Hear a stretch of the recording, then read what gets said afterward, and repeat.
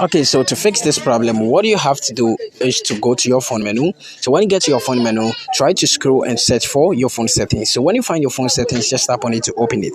When you open it, what you have to do is to tap on SIM card and mobile network. When you tap on the mobile SIM card and mobile network tab, select the network type. Then after that, what you have to do is to tap on preferred network type. Then you select 2G slash 3G slash 4G or 2. So after selecting this, what you have to do is to go back to your phone settings and scroll down below. You're going to find app management. Just tap on it. Then tap on app settings. Then after that, scroll a little bit and you are going to see Gangster Vegas over here. Then you tap on it. When you tap on it, then you tap on notifications. Then make sure you allow every notification over here. Now go back and tap on storage and cache.